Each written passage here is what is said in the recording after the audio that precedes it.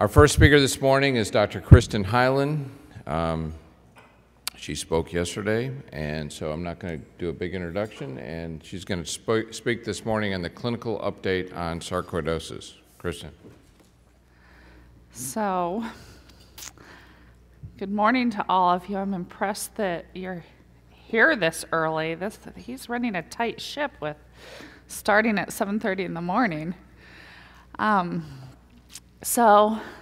I get accused on occasion of being an overachiever for having done 2 fellowships. Well, I wanted to point out that Dr. Hutchinson was a surgeon and an ophthalmologist and a dermatologist and a venerealologist and a pathologist.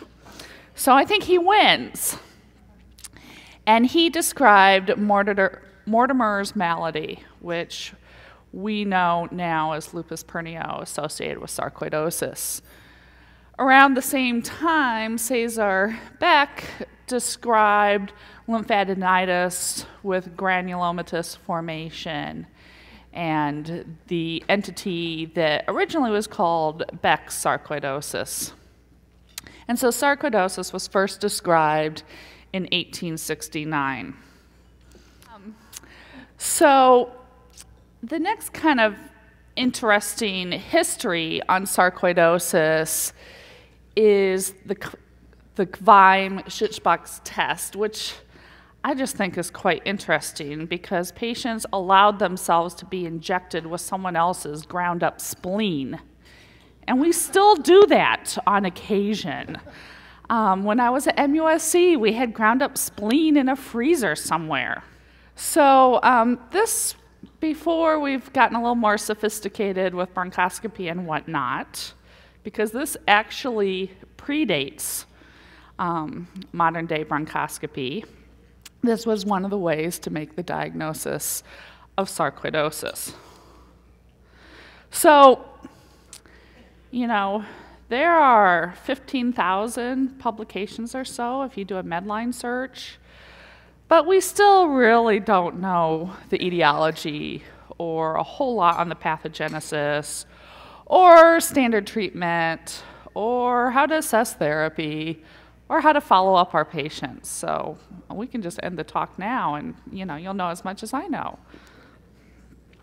We know that it's taking a considerable amount of time, up to 2 years, for patients to get their diagnosis of sarcoidosis. Patients may have their symptoms for as long as 2 years and take as long as 2 years to get their diagnosis. We also know that patients are dying more from sarcoidosis. And if you look at how they're dying, the majority of patients are dying from sarcoidosis-related deaths. However, if you look at hospitalizations, patients with sarcoidosis, there's increased hospitalization rates. But if you look at the reason for hospitalization, primary diagnosis or primary admitting diagnosis of sarcoidosis, there doesn't seem to be an increase in incidence of hospitalization. So patients with sarcoidosis are being admitted more frequently now, thought to be related to their comorbidities or perhaps the toxicity of the therapies that we're now prescribing. So what is sarcoidosis? Well, the diagnosis is established when clinical radiologic findings are supported by histologic evidence of non-caseating epithelioid cell granulomas and granulomas of known causes, and local sarcoid reactions must be excluded.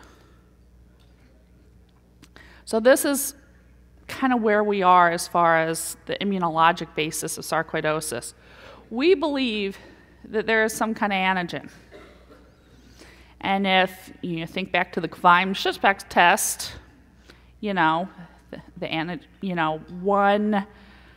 one injection of a spleen could create a sarcoid granuloma in anybody tested. But we also know